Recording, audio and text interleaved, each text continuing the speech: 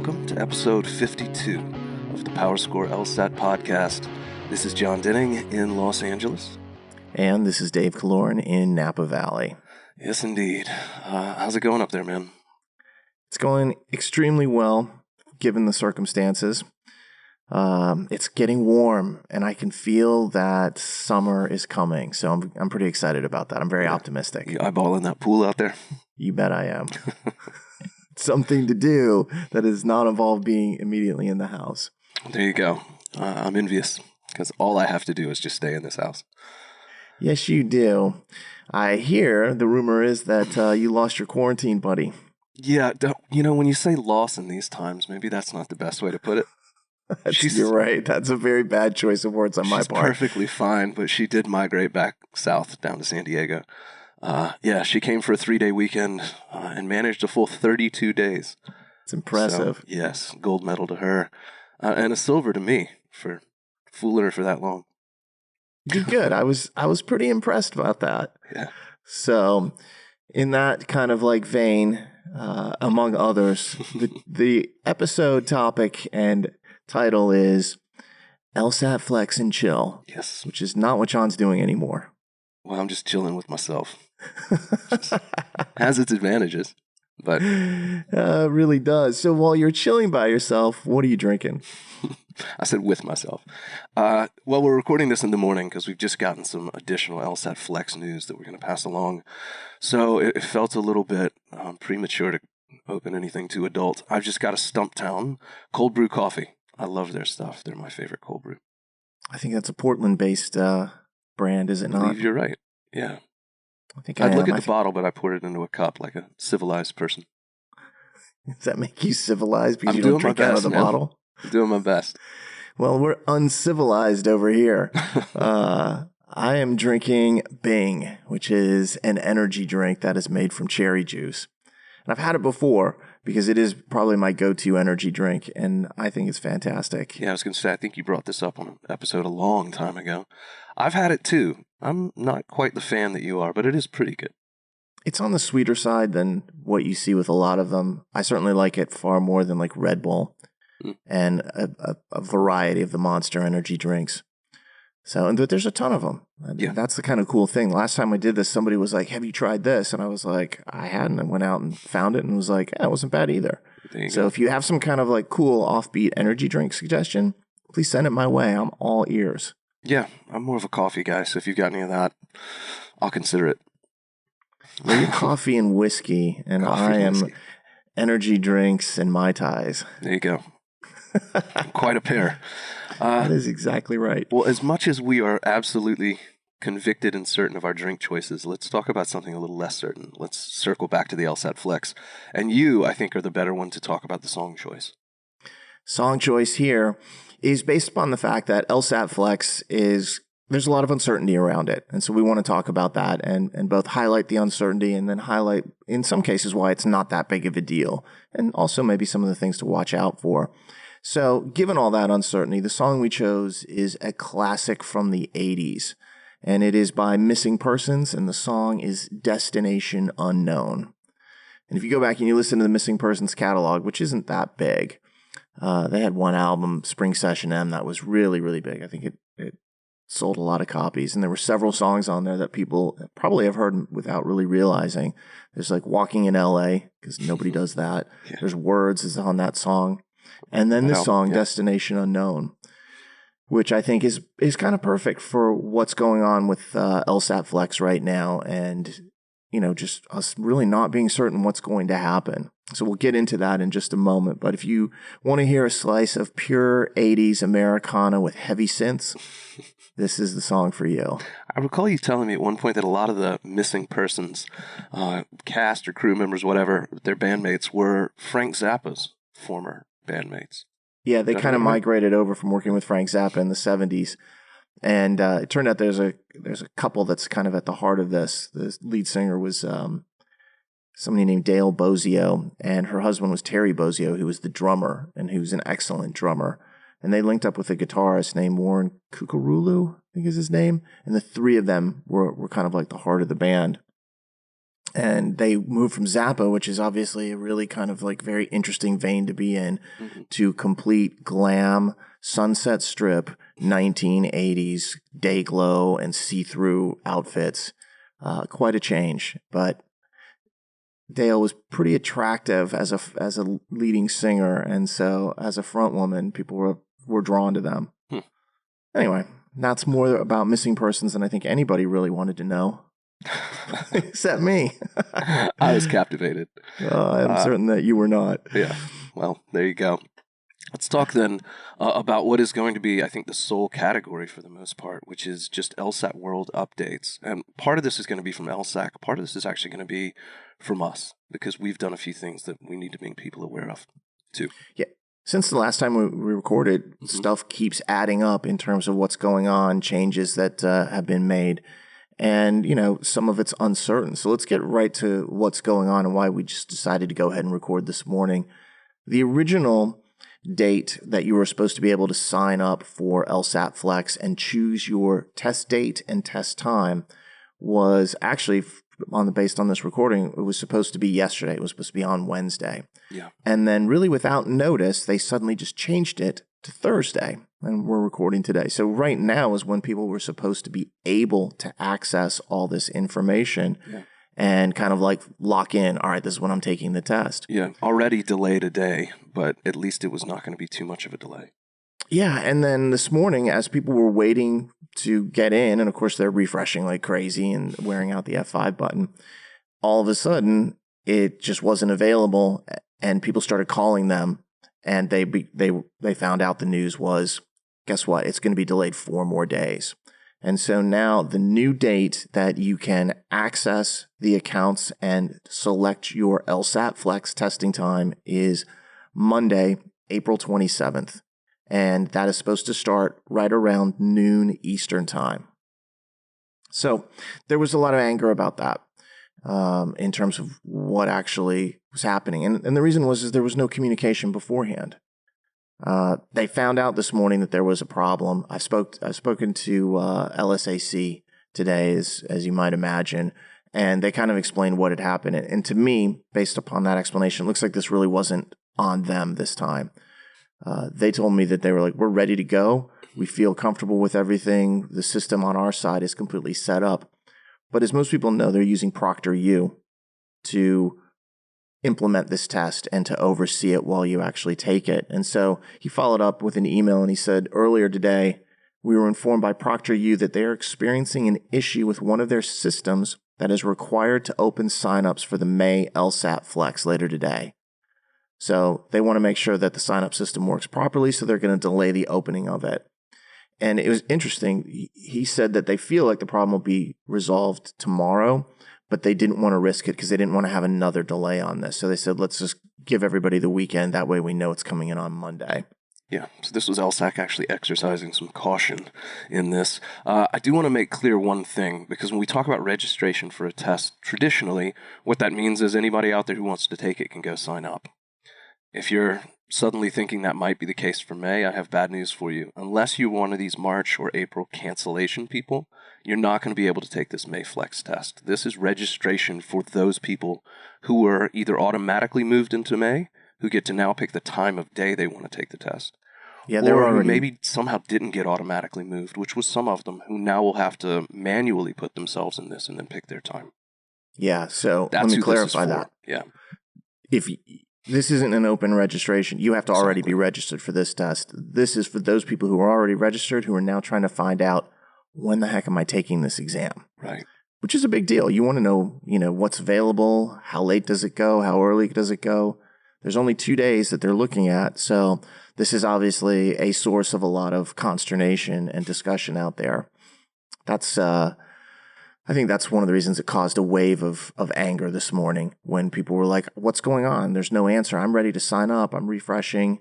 It just drives you crazy. And this is not a world where you can wait 3 hours to give updates. People want updates instantly. Yeah, especially when it could well be the case that as soon as registration opens and people start jumping on time slots, it could be that these slots fill up. That 1 to 2 p.m. whatever window, that could fill up. That's exactly right. So people are like, look, I have a preference of when I want to take this. It needs to be available for me. I want to be the first one in there. So this is what I would recommend if you're one of those people who are like, I'm taking the LSAT-Flex. I want my time now. First off, it's nothing you can do at the moment. So wait until Monday. They say that it's noon Eastern, but the history is that, noon Eastern to them or 9 a.m. Eastern, whatever, it's plus or minus 10 minutes. So like when they release scores, they say it's 9 a.m. Eastern, but we've seen it a little bit early. We've seen it, 10, 15 minutes late. I would expect that this will be very similar. Maybe it won't be. Maybe Procter & is controlling this and they're like, it doesn't open until exactly noon, just like if you're buying a concert ticket. But this is what's going to happen on Monday morning if you're going to sign up. I'd probably do some refreshing of your email just to keep an eye on it. You're supposed to get 2 separate emails. I believe both of those come from Procter & and they allow you to access the system and get into it. It'll give you a temporary password and then you can go right in there and choose your time. What they have to do, though, is one of them, I think, allows you to create an account as well. It is important, according to them, that you use those emails to sign up because that's how they're connecting their LSAC account to the Procter & account that you'll be using. So there is no need to sign up for Procter & beforehand. You're going to want to do it according to the emails they send out on Monday morning. So that's a little bit of a change because you would think, well, why can't I just sign up? This time they want to connect it, and it's, I believe, specifically connected to these passwords that they're sending out and the emails that they have for people. Yeah, so sit tight. Don't sign up for anything yet. If you don't have an LSAC account somehow, obviously, or if you've forgotten your password or can't log in, obviously you'd want to have that. But the Procter & stuff, just wait for the email and the instructions that you're given. But if it's me, as soon as I get that email and it comes to be about 11:45 a.m. Eastern on Monday, I'm going to be in there waiting for this thing to refresh, clicking refresh, hoping I can get the first crack at my time slot. Yeah, I would be right there with you. Yeah. And as far as when you take the test, I've already been asked several times, like, what's the best time to take it? The answer to me is, what's best for you? So I'm answering a question with a question.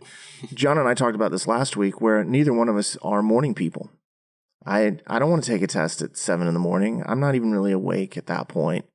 I mean, I'm awake, but not in the real sense. Yeah, I might still be, but that's awesome. In which case, I probably should not be testing. You should not be taking a test maybe. If you're still awake from the night before.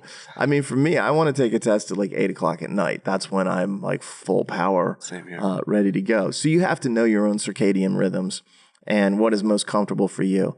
I would most likely, out of the 2 dates that are available to the general test-taking group, the 18th or the 19th, I'm more likely to go for the 19th because I don't also want to be the guinea pig. So I'm unlikely to be somebody who would sign up for a May 18th date early in the morning. Maybe if I was forced to, I would take it later on in the day, but for me personally, I'd probably look at the second day to make sure everything's operating fine.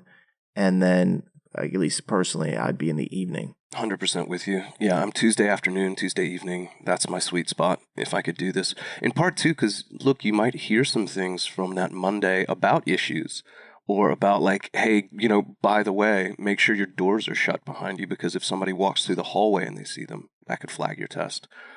You may just learn some things from the Procter & experience from the Monday people, like Dave said, the guinea pigs. That's exactly right. Of course, on the other hand, if you're like, no, I cannot wait knowing that the test is being taken, I have to take it first thing, do that. Do what feels best for you mentally. That's the important thing here. There's no right answer. It's only what's right for you. So what other people do, what Jon and I would do, is completely irrelevant. Yeah. I'd probably experiment with this a little bit too. We'll talk more about it, but if you can take a test, even a flex test, early in the morning and then take another one later in the afternoon, back and forth, you may find a performance consistency between the two that points you in the right direction for yourself. Yeah, you're talking about practicing in that sense. And we'll talk a little bit more about that in just a few minutes. Yeah. The other thing is they've released some information that the majority of tests will be on the 18th and 19th. There will be accommodated tests that have a little bit of a greater window. They will have apparently from the 20th to the 22nd. That is going around there. So again, the majority is the 18th and 19th, but they have specific needs, especially with accommodated students. So you'll still get a chance to choose your dates, but you may have a little bit wider range of dates depending upon what your specific circumstance is. Yeah, what that ultimately means is that entire Monday through Friday, there's very likely to be tests every single day, which I know brings a real thrill to Dave in my life. Somebody was saying that, they've had bad experiences with ProctorU, and I'm like, yeah, we saw that with LSAT writing, but at this point, it doesn't matter. Right. It's just simply the way that it is. This is what the system is. If you're taking this test, you have to deal with it. So the fact that there might have been some problems in the past, it doesn't mean anything. I've also had a ton of people take LSAT writing and have it go flawlessly. That's what you're hoping for here. Yeah. And they talked about problems and how they try to be as accommodating as possible. They've been very specific and in addressing the idea of like, look, we realize there could be some problems, and if that happens, we'll work with you. So I'm going to take them at their word here at face value. They seem to be aware of the fact that there could be issues, and I'm sure they're going to be standing by. Cool. I know that, Jon, you and I on those dates, especially the 18th, man, I'm going to have every finger I have crossed, one next to it. Like, okay, how many fingers can I cross here? Because, I want things to go as well as possible. I do not want this to be the Titanic. Yeah, and so I really hope that it goes well. And I guarantee you that LSAC and all my conversations with them have the exact same feeling. They would love to see this be flawless. And if they can pull it off, credit to them. Yeah, I'm going to kick my shoes off and cross my toes, too. Everything I can cross but my legs. That's my plan. I think it's going to be all right, honestly. The fact that they're spreading these out over different time windows, too, gives me a lot more comfort. If they were trying to do 7,000 people on Monday at 8:30 a.m. or 12:30 p.m. or whatever, ooh, that would worry me. Yeah. But 7,000 people spread over maybe 6 or 8 different time windows, that's a lot more manageable. I'm really interested to see what the complete spectrum of time availability is. Me too. That is truly one that will be of interest. Well, you mentioned accommodations a second ago. Yes. You want to talk a little more about what we've learned there? I do. So we know a little bit about the testing dates and the window being open a little bit longer for accommodated test takers. When you take a look at the digital LSAT experience, one of the things that's really cool about it is that it actually handles a lot of basic accommodations in a near automatic fashion. They can extend time on the tablet without even thinking. It doesn't require a special proctor to do that. If you have color issues, for example, you might have like a red-green colorblind situation, the display can be adjusted to take care of that. You can make the text larger or smaller. You can do all these things that from an accommodated testing standpoint are really beneficial and quite welcome. Makes it a lot easier. However, there's especially one group of accommodated test takers who don't take the digital test. Mm-hmm. They are the paper-based accommodations people. And they're in an interesting situation because all of a sudden, instead of going to a location and having a proctor who, oversees the process for you, you are now in an at-home situation with a paper test. And one of the big questions that came up early on, and I was asked about it immediately, was, well, what are they going to do for us? And they hadn't really said other than we're going to take care of it. And by the way, they've said that to so many groups because there's just so much happening in such a short period of time. They are scrambling to make this work. So finally this week, we're starting to see some of the steps that they are taking to deal with groups like this. Mm-hmm. And so this is apparently what is going to happen. And I find this fascinating. Me too. I suspected this was kind of the way it was going to go, but I wasn't really sure. Apparently they're going to ship a paper version of the test to the examinee. So they're going to get that.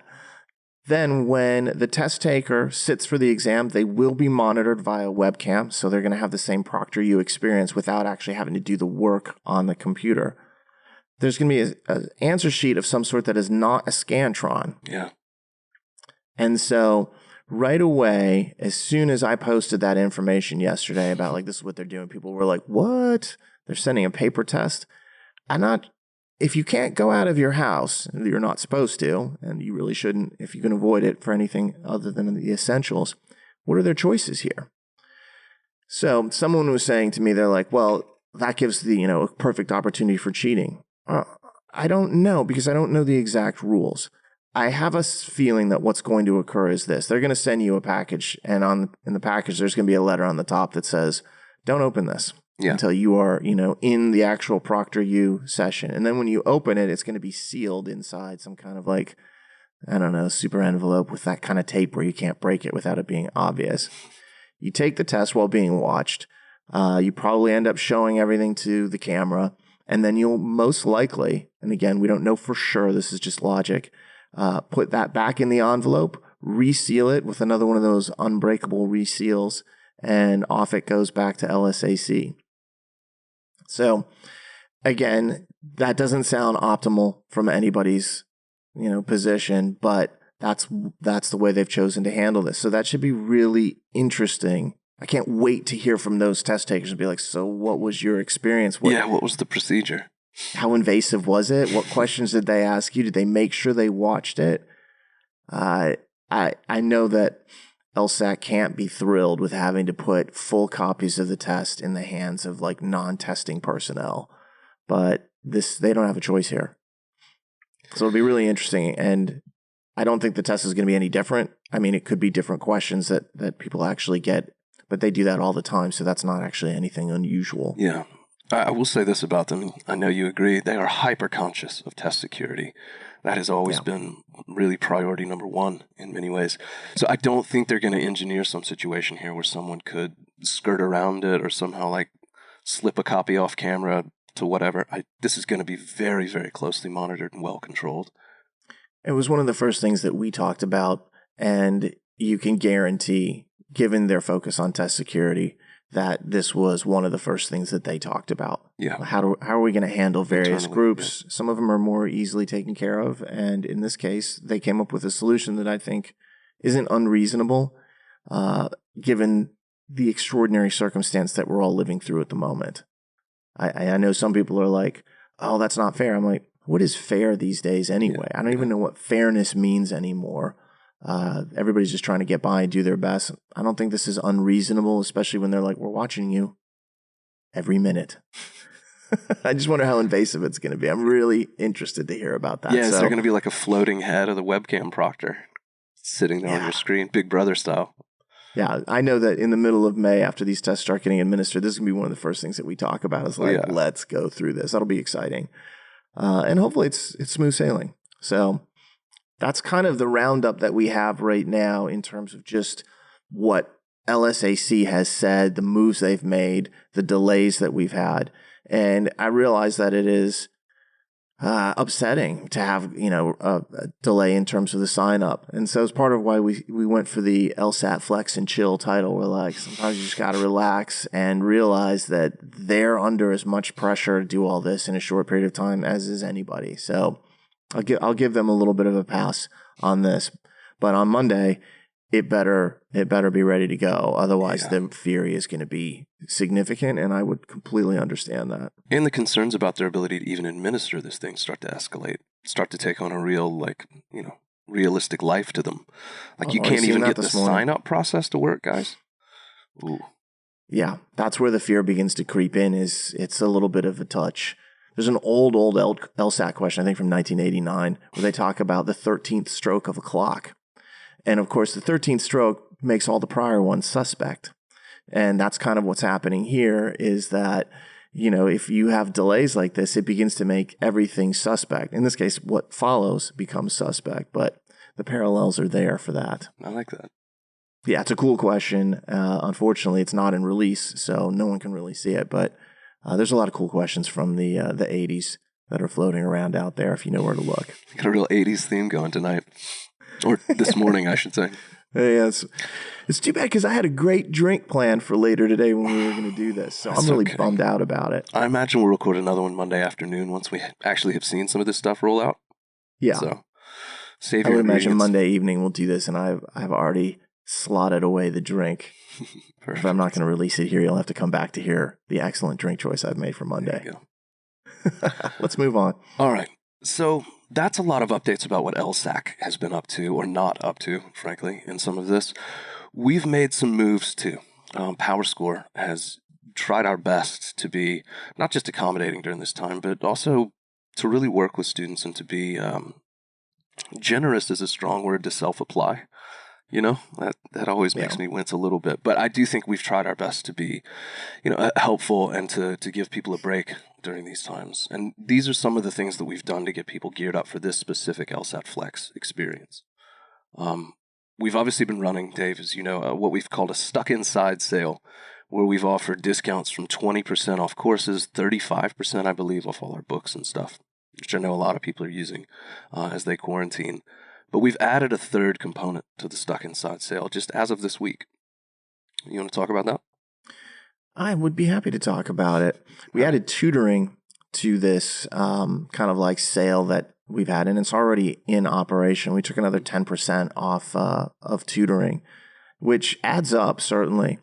And our current and former students already have a discount that is actually separate from that. So this is for people who are coming like, I need help, especially for like LSAT-Flex and things like that. But that 10% is just, tutoring is always tough to discount because at least here, a good portion of the fee goes directly to the instructor. And so it is not something where it's like, oh, there's some huge profit margin on tutoring. I've often said to people, I'm like, we do tutoring because we know it's important for students and it helps them, not because it's some kind of massive profit center. Yeah, this does not pad our bottom line, so to speak. Yeah. And even less so now as we discount it globally 10%. But that's okay. That's not the point right now. The point is just to give people help. It really is. And the cool thing is you can talk to Julie in our office.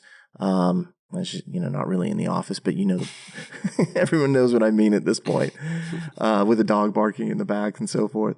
Talk to Julie. She is our tutoring manager. She can pair you up with somebody who matches your strengths and weaknesses, whether that's somebody who's got more of a drill sergeant style, somebody who's more kind of like relaxed and chill and has more of a laugh. You name it. Somebody who has specializations in certain areas where you might need assistance. But at least that was something where we're like, hey, where else can we try to be of some assistance? We also added a special class for the LSAT-Flex. And given the fact that it is a short period of time until that exam comes up, this is one of our accelerated courses, and it is live online. And it is running Saturdays and Sundays in early May here on the weekends of May 2nd and May 9th. And that, of course, is discounted as well. So usually those courses are around $400, like $395. So it's been discounted 20% down to about $315, $316. Yeah. That's a great course. It covers the entire test. And we have built into that particular class, we have built LSAT-Flex specific tips. So there's going to be a lot of discussion about how the test works, what you can do, and as you move through the materials, how to best apply it to the Flex experience, where there's only 3 sections, and you only get one shot at logical reasoning, etc. So that class, if you're taking the LSAT-Flex, but maybe still feel like you've got a little bit of prep to do, man, that's a beautiful opportunity to get something geared right to your needs. Yeah, people probably don't know this, but that course, the accelerated course, is one that's very near and dear to my heart. It goes way, way back in the history of the company. Obviously, it's been altered over time, but the concept of that course was originally, we called it the LSAT weekend course. Yep. And we ran it in various cities around the country a long time ago. And it was Saturday and Sundays, 8 hours each day. And I used to fly into places like Chicago and Orlando and just jam out for a weekend on the LSAT. And I always remember by the 15th and 16th hours, I was having a hard time standing. First time I did it, I was like, man, I'm starting to fumble my words here at hour 16. But the thing that I always told students, they're like, what can you teach me in 16 hours? I'm like, I can teach you a lot in 16 hours. This is like an adrenaline shot of LSAT information. And if you are certainly late to the game or you're not entirely comfortable, it's the kind of overview and technical dive that allows you to get much better on a whole lot of subjects very quickly. And eventually we changed it from weekend course because, well, we started running it, over multiple weekends and sometimes, even like once a week for a whole month. And I was like, we've lost the weekend idea. But back in the early days, I had a huge amount of fun flying all over the country to teach this. And I have often credited this as kind of like starting the seed of, the growth of our company and how we got to, where we are at this particular point was all of a sudden I'm showing up in Miami and I'm teaching. Yeah. And then, of course, you go out on Sunday night too after the class. You're like, yeah. That was always fun too. That's the very first thing I ever taught at PowerScore was a weekend course. I did not realize that. Talk about trial by fire, man. Throw me into a classroom for 2 8-hour days back to back. Good luck. It went great. It was a lot of fun. I'm trying to remember where it was. I think it was probably in Atlanta or something. It probably was in a place like Atlanta. You and I both taught in Atlanta quite a bit. Yeah. In fact, we split a class there one time after some issues. That's exactly right. That? Yeah. I can't remember. You did like the Saturdays and I did the Tuesdays or something whatever like it was. I don't remember. I remember that class though. I still remember some of the people in that class. So. Yeah. It's amazing how they stick with you. They really do. Ghosts of LSAT past. I've had a lot of great students over the years. I will say that. Yeah. It's one of the but that accelerated course, and given the fact that it's online too, I know for a lot of people, they're like, man, 4 hours of LSAT just banging through online and then another day of it, a week off and another day and another day. All of it's recorded. Every single minute of that class, from the audio to the slides to the chat window and the comments that instructors are making and students are asking, all of that stuff gets archived and you can go watch it again. So while you have that break of a week between the first 2 sessions and the third and the fourth, you can review them. After the third and the fourth, you'll have some more time. Before the flex, you'll have another 9 days, 8 days, something like that. You can review the rest of it there. So it's a really powerful tool even after the fact, post-session, because you've still got everything immediately in your lap to check out again. Yeah, I love that about the online experience. I love that about all the online courses. Yeah. And if you miss an hour, come back and watch it later. If you got to leave early, come back and watch it later. Gives you complete flexibility there. There you go. That's nice right. Word. Punning out. Nice punning out with the LSAT flexibility. And chill. Let's go to the next thing that we've added, which... This is pretty exciting. This was, to me, a highlight of the week. Talk about it then. Yeah.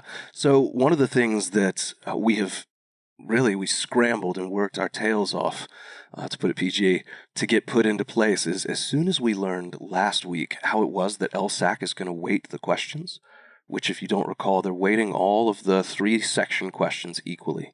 So whether it's LR games or whatever, they're not going to double down on LR, count it twice. Every one of those 75 or so questions counts the same. And as soon as we realized that we could now go in and make our own LSAT-Flex tests. We could cut down 4-section tests to 3, pull an LR. But what that allowed us to do was essentially create a scoring algorithm, a scaling algorithm, to take your Flex raw score, convert it up into a regular test raw score, and then apply that test curve or original scale to give you a final result out of 180. So we have taken the 10 most recent released LSATs, and we have made Flex versions of them for you, for sale on our website, and we have adjusted the price accordingly too. 3/4 as many questions, 3/4 the price. Yeah, and it's got its own scoring scale that should be a close approximation of what we expect LSAC will do with the actual LSAT-Flex scoring scale. Mm-hmm. The details on that are sparse, but those are floating around out there. And I think if you want to have that experience of doing a digital exam in the type of interface that you're going to see on test day, that is a perfect thing to do.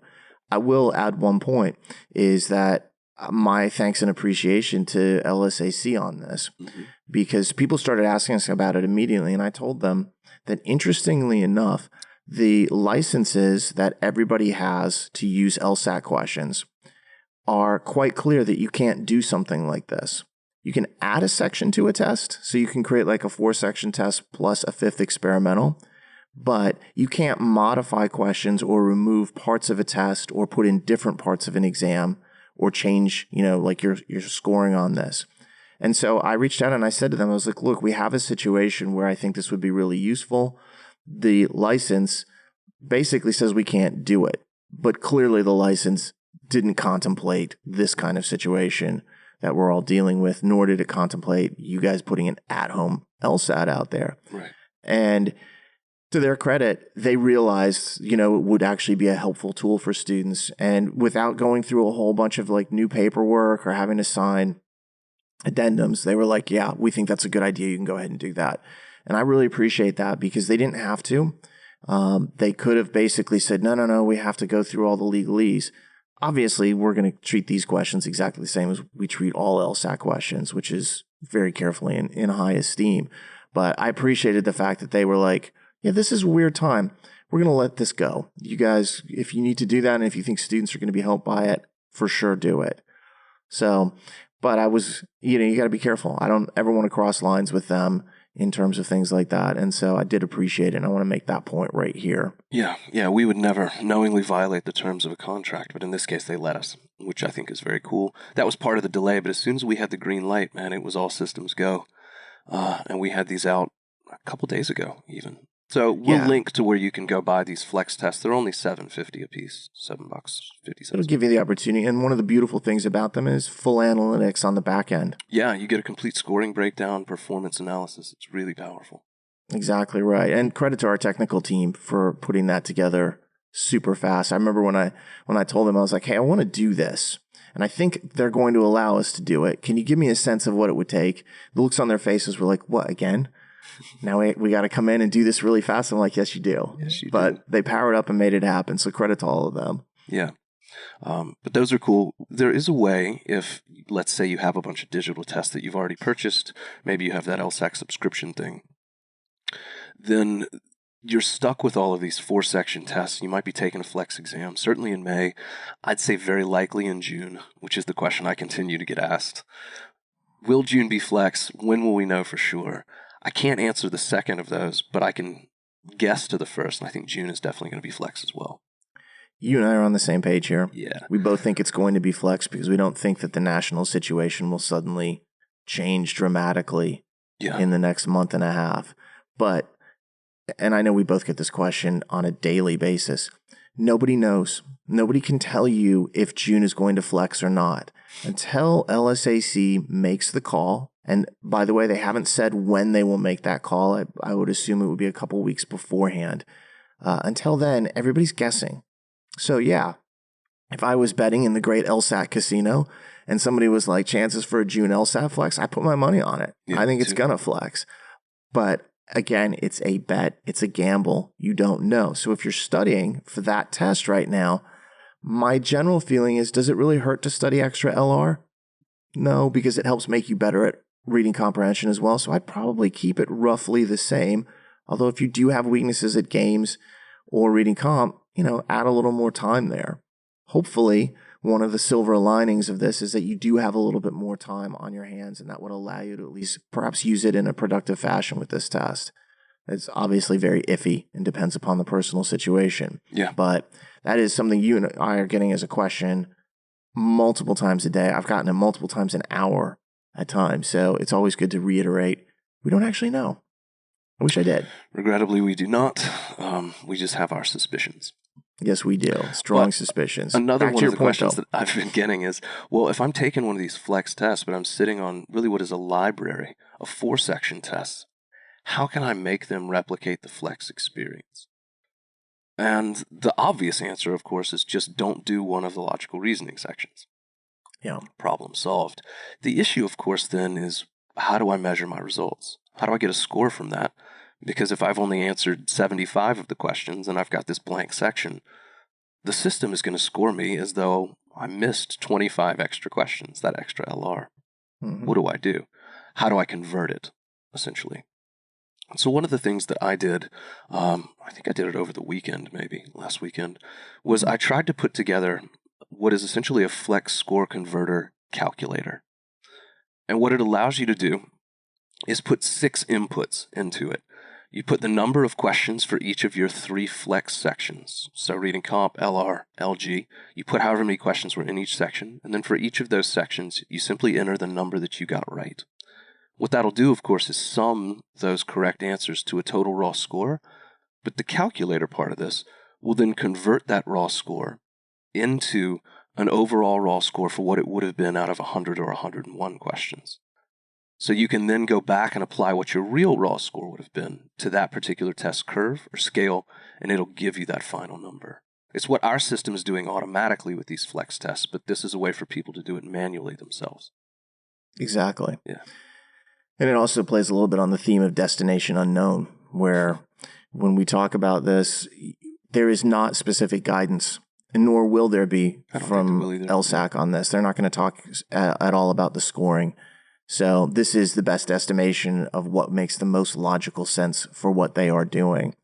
So that is, I think it's really cool. I was really impressed when you're like, here's the code for this. And you slap that down in the email. I was like, look at this. You got actual code on how to make this converter work and just post it in.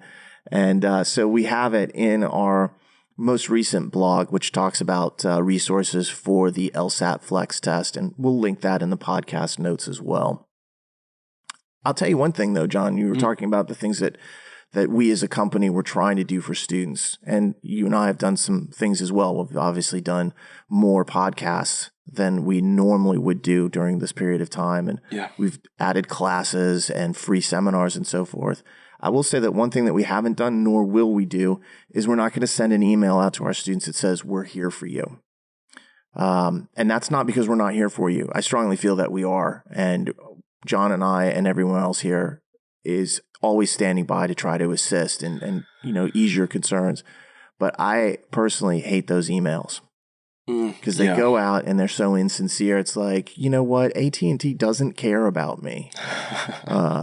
Sure, I get it. IBM loves me. Google thinks I'm great. I'm like, no, you don't. These are just mass emails. So when you were talking about that, I was like, well, I know one thing I'm never going to do. And it's going to be that kind of like broad email that is completely insincere because that's just not the way we want to play it. So you're not going to get an email like that from us. However, we actually are 100% in support of everyone, and we are doing our best to kind of add resources, add information, keep people updated as much as possible. And to be honest, it's been crazy because there is so much happening. That it feels like every day there's like a new piece of information that is relevant to how people would take this particular test and future tests. So a little bit of a roller coaster at times, but still we try to chill out about it and pass along that information in a reasonable fashion. Yeah, I like that point. Look, if it's not self-evident, it probably doesn't. It's like intelligence. If you have to broadcast it, it's false. It's fiction. This is one of those things where if it's not apparent that we're trying our best to help people out, then we're doing it wrong. Well, hopefully it is. Are you saying that if I were to say to everybody, I'm the smartest person in the room, or I get that so quickly that, even scientists have been amazed that it would, not be true? I would certainly have my doubts. Oh, well, on that note, because I agree with you and I have my doubts too if I was acting that way. Anything to add to this? Just use the time wisely, guys. Even if you're not sure about May or June or really the rest of the year in many regards, take advantage of the fact that you probably have more time to study. We have created a ton of additional resources to help you study. Things are discounted, and we'll work with you. So look, don't ever feel like this is just wasted time or that this is some kind of like unmitigated, irreparable disaster. We'll all get through this, but use it so that when you do come out the other side of it, you're ready to either take the test or apply, and you've really positioned yourself in the best possible way. Now's a good time to actually take a leg up on this whole process. I like that. I will second that, and I'll add my own point. Use some of your time unwisely. Relax, self-care, focus on yourself. Watch that TV series that you wanted to see or that movie. Don't think that every single minute of this has to be used in a way that's completely productive. I'd like to see a lot of your time used productively, but keep in mind that if you don't use some of it productively, that can actually be really good for your mental health. And as things get stranger and stranger, mental health is a really, really important topic. So I think that kind of is the yin yang, the whole egg of the idea, as it were. So on that note, I think we'll close it out. But Jon and I want to take a moment to say thanks for everybody for listening. If you get a chance, please subscribe to this podcast on iTunes, Spotify, YouTube, or anywhere else you may find it in the world. Give us a rating. And if you have any questions, you can please send those to lsatpodcast@powerscore.com. Everybody stay safe, happy, and healthy, and we'll talk to you soon.